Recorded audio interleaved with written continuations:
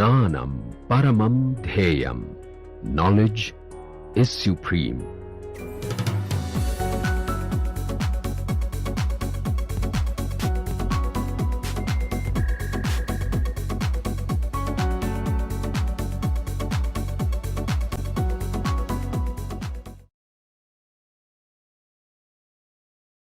Now, we move on to the next part of our discussion of vibrational spectroscopy. So far, we had worked with the assumption that the potential is half kx square. The bond behaves like a harmonic oscillator.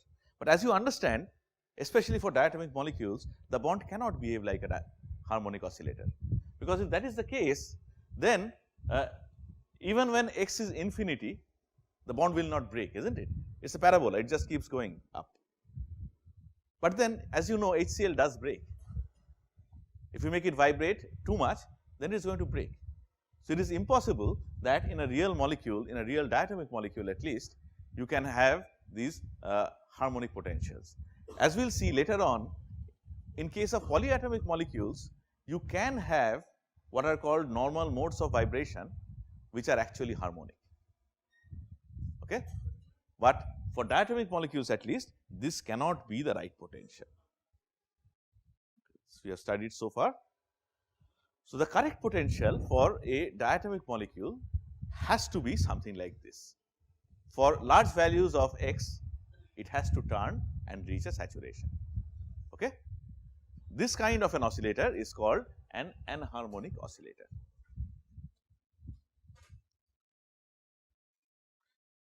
The potential that is used most commonly to describe anharmonic oscillator is called Morse potential. You do not have to remember it, but you can think in which ways we can try to arrive at this potential.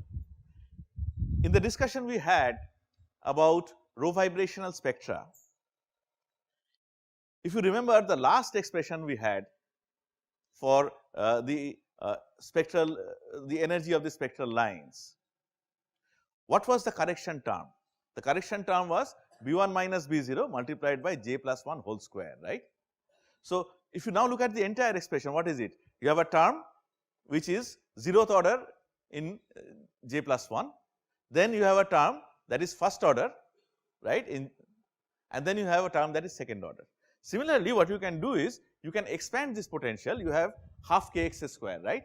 That is the potential energy for a harmonic oscillator. Now, you can take something which is x to the power 4, and this way you can try and get the correct potential. That is actually an ongoing problem. People even now try to use different kinds of potentials to see where they get the best result. But the globally accepted potential that we use, at least at this level, is Morse potential, which gives you a nice curve like this. And then if you look at this region, you see the deviation from harmonicity is not much. Anharmonicity causes a small deviation from harmonicity, and when that happens, as you all know by now, we can use what is called perturbation theory. When the deviation from the ideal situation is not too much, then we can get away using perturbation theory. That is what is done. Anharmonicity is dealt with as a small perturbation, and that is how the problem is solved. And when it is solved, this is the result. We are not going to solve the actual quantum mechanics of an harmonic oscillator, but the results look like this. What is the major difference from harmonic oscillator? In harmonic oscillator, we had energy levels that were equispaced, right. Now, we have energy levels that keep coming closer and closer and closer as you go higher up the ladder. Why does that happen? That happens because of anharmonicity, because eventually there cannot be any energy level beyond this, isn't it? This is where all the energy levels should come together, and that is where you should reach what is called the classical limit. And this energy difference is called the dissociation energy. Okay. So, what is the expression for the energy? If you remember perturbation theory, you know in perturbation theory we write the Hamiltonian as the 0th order Hamiltonian plus first order correction to Hamiltonian. Energy once again is the uncorrected energy first plus the first order correction term. Here also the first order correction that comes, and I think you can now guess what the first order correction term would be if you remember our experience with rho vibrational spectrum. This uncorrected energy is in V plus half. The first order correction term comes as a second order term in V plus half, okay, minus V plus half. Why minus? Because as you can see the energies actually go down as you go higher up the ladder, and this is multiplied by Xc multiplied by nu bar. What is Xc? It is called the anharmonicity constant. Now, what should it be related to? What should it be related to? What is the major difference between a harmonic oscillator and anharmonic oscillator? Exactly. A simple harmonic oscillator can oscillate without breaking, and anharmonic oscillator. So, the main difference between harmonic and anharmonic oscillator is dissociation energy. Okay. So, you understand that this Xc has to be related to dissociation energy. What is the dissociation energy for a harmonic oscillator? Infinite. What should Xc be for a harmonic oscillator? 0, right, you are right, right, and when you have some value of d, Xc also shows up. So, of course, you understand that it is inversely proportional. The actual relationship is something like this: Xc is nu bar divided by 4dE. So, if you can determine Xc, the anharmonicity constant, you can now find out what the dissociation energy is. All right? Yeah.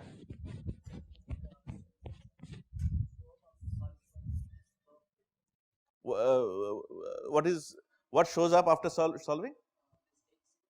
Yeah, yes, yes. It comes from a perturbation theoretical treatment of the anharmonic oscillator problem. It is not curve fitting.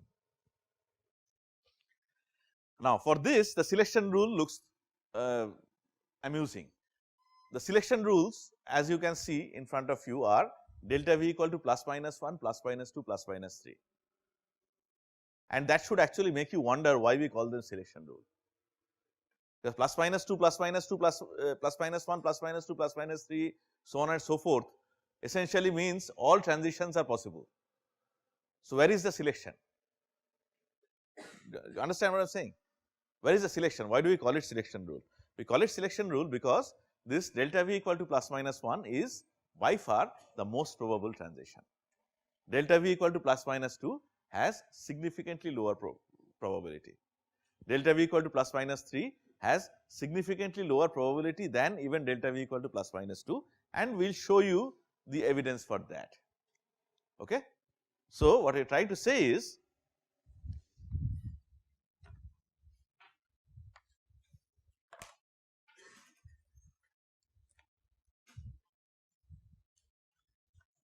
delta V equal to plus minus 1, plus minus 2, plus minus 3, fine, but this is the order in which decrease in probability also takes place, probability of transition.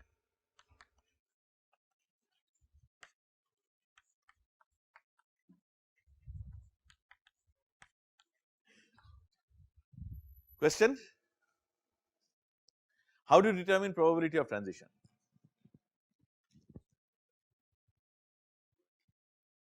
Well, again we will take a range check on that question. Just believe me now when I say probability of transition is proportional to the square of transition moment integral. Okay? We are going to prove that maybe in couple of weeks. Probability of transition is proportional to this square of the transition moment integral. Okay? Now, why is it that all transitions are allowed? Because what is transition moment integral? You remember, integral psi f divided psi f mu psi I. We are working under the ambit of perturbation theory. We have already discussed how you describe the Hamiltonian, how you describe the energy. how do you describe wave function of a perturbed system in terms of the wave function of the unperturbed system? Again it will be psi 0 plus some first order correction. Now I do not know if you have studied this, but more often than not what you want to do is you want to represent this first order correction as a linear combination of the unperturbed wave functions. Do you know this? You know this, right? Why do we do it? And we could have done anything, right? Why do we do it, and is this treatment valid? Can somebody answer that question? Is it valid to write the perturbed wave function as a linear combination of unperturbed wave functions? Why is it valid?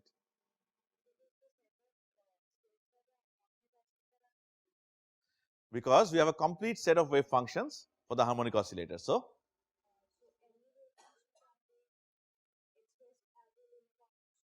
anything, so when you have a complete set, what you can do is the coefficients are in your hand, right? So you can change the coefficients in such a way that again somebody talked about curve fitting. Now it boils down to curve fitting. You have a set of functions, some polynomials, let us say. I can always combine them in many different ways to reach what I want to fit. Okay. So of course, if I write it like this, let us say I want to talk about the Vth level of the perturbed system. Okay. Actually, what I should write it as is the unperturbed wave function plus some correction term, right. So this correction term is the linear combination, but then I might as well include this in the linear combination, isn't it? This is one particular V, these are many different V's, Vi. So I might as well include everything and write something like this, sum over I, Ai, psi, I will just write psi I 0. Can you comment on what these AIs will look like? If I plot say AI versus I, and I am trying to reach some particular psi V, I am trying to get the expression of some particular psi V perturbed system. Let us say that psi V is somewhere here, this is the V.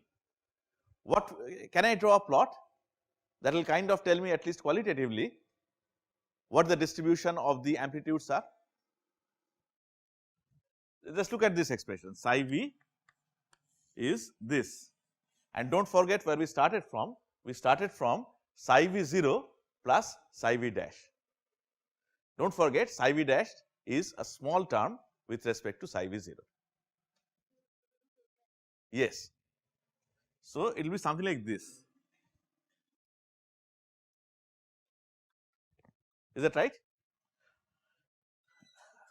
Have you understood, Sushnata? Sure. The coefficient of psi V 0 is going to be maximum, of course. That has by and large, not by and large, largely it is actually the unperturbed wave function, and then it will fall off on the two sides. So psi V equal to 1 and psi V equal to minus 1, the unperturbed wave functions, they will have a significant contribution, right. Psi V plus 1 and psi V plus 2 and psi V minus 2 will a little less, and so on and so forth, right. So when you expand this, transition moment integral, then you essentially get something like that. The probability also falls off on the two sides. So V to V plus 1, V to V plus 2, everything is allowed, but the probability falls off as you move further and further away from V. Understood? Okay. I will share a couple of pages from Graybeel's book where this is discussed with a particular example, but do not forget that example is an arbitrary. I am not done. I am not done. All right. Let us finish this discussion. This is what it is. So I think you already know the remaining part, but we will just go through it for the sake of completeness. For delta V equal to plus minus 1, that is called the fundamental transition, plus minus 2 is the first overtone, and plus minus 3 is a second overtone, plus minus 3 is a second overtone. Where have you encountered these terms earlier, fundamentals and overtones? Sound waves, right? In physics chapter of sound. Now, one thing that we need to remember, and this is very simple algebra, so you could do it yourself. This is what we get. The energy gaps, the energy of the fundamental is nu bar multiplied by 1 minus 2xc. It is not just nu bar. First overtone is 2 nu bar multiplied by 1 minus 3xc. Second overtone in this case is 3 nu bar multiplied by 1 minus 4xc. So, it is not nu bar, 2 nu bar, 3 nu bar, please remember that. So, it is this is a little childish animation, but well, this is what it looks like. Okay. So, as you go higher up, the energy is more and more smaller than what is expected. To conclude this discussion, let me show you a real spectrum, this time of carbon monoxide. This is a fundamental peak at 2143. This is the first overtone at 4260. Now, if I give you these two values, what can you figure out? What can you figure out? I do not know the names of these guys. What can you work out if I tell you that the fundamental occurs at 2163 centimeter inverse and the first overtone occurs at 4260 centimeter inverse? No. Yeah, please tell me. Louder. Repeat the question. I am telling you that the fundamental occurs at 2143 centimeter inverse. The first overtone occurs at 4260 centimeter inverse. If I give you these values, what are the molecular parameters that you can work out? So, if I go back to the energy expression, you can figure out what is nu bar, and that tells you how strong the bond is. You can also figure out what is xc, right? Two variables, two unknowns, the two variables and two equations. So, you can determine both, and from xc you can say what is the dissociation energy. Last question, why do these look like this? Why do not I have one line in fundamental? So, I hope you have noted how small the first overtone is compared to the fundamental. Now, my question is, why do I have such a funny structure? Why do I not have one line here and one line there? Because who has said that row vibrational spectrum will not be observed if it is anharmonic oscillator? Of course, it will be observed. So, whatever algebra we did in the discussion of row vibrational spectrum holds here as well. Okay? And in fact, if you have a good enough spectrum, what I am showing you here is a low resolution IR spectrum.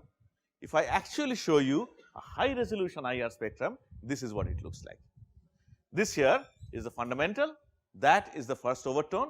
You see clear PR structure, and do you see there is another PR branch here, smaller PR branch there? Why?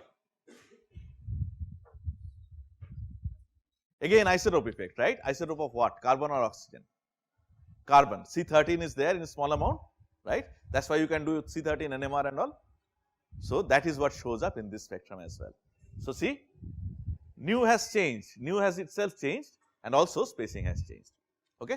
That completes our discussion of IR spectroscopy, but we still have one more question to ask, which is very important in metallurgy.